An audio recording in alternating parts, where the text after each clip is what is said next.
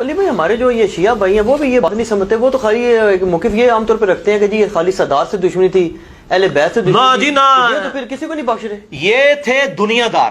میں نے اس میں حدیث لکھی ہے بخاری اور مسلم سے کہ مجھے تم سے شرک کا خطرہ نہیں, لیکن میرے بعد دنیا کے مال میں پھنس جاؤ گے اور پھر تم دنیا کی محبت میں ایک دوسرے کو قتل کرو گے اور برباد ہو جاؤ گے جس طرح اگلے لوگ برباد ہوئے.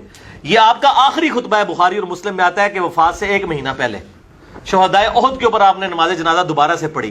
شہدائے احد میں اس لیے پڑھی کہ شہدائے احد جو تھے وہاں پہ بھی دنیا کی لالچ کی وجہ سے فتح شکست میں بدلی تھی, اور دوسرا شہدائے احد میں ان لوگوں نے قربانیاں دی تھیں کہ جنہوں نے اسلام کا پھل نہیں کھایا تھا. بعد کے لوگوں نے پھل کھایا. تو حضور نے قبرستان جا کے خطبہ دیا, دیکھنا میرے بعد یہ معاملات نہ کرنا.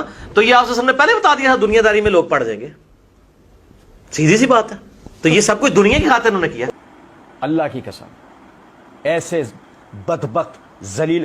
وہ دیکھو ذرا, ہمیں کہتے ہیں کہ گالی دے رہے ہو, بدبخت کہنا بے غیرت. بے غیرت نہیں ہے یہ. جن کے اندر صحابہ کرام رضوان اللہ علیہم اجمعین کی اس دین کی غیرت مر گئی ہے, ان کو کیا کہیں گے ہم؟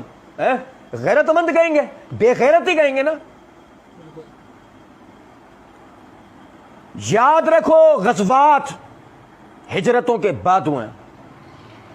یہ وہ بے شرم ہیں, ان کو سننے والے ان سے بڑے بے شرم ہیں. ایسے بے شرم جو ان کی باتوں میں آ جاتے ہیں. ورنہ سمجھیں غزوات ہوئے ہجرتوں کے بعد.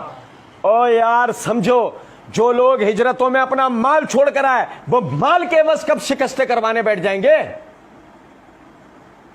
بھائی میرے پیارے یار, ہم سمجھیں گے. جو لوگ اپنا مال و اسباب گھر خاندان چھوڑ کر اللہ کے دین کے لیے ہجرتیں کر کے آئے, وہ مال کے لیے, دنیا کے لیے اسلام کی فتوحات کو شکست میں تبدیل کروائیں گے یا پس منظر کچھ اور ہوگا؟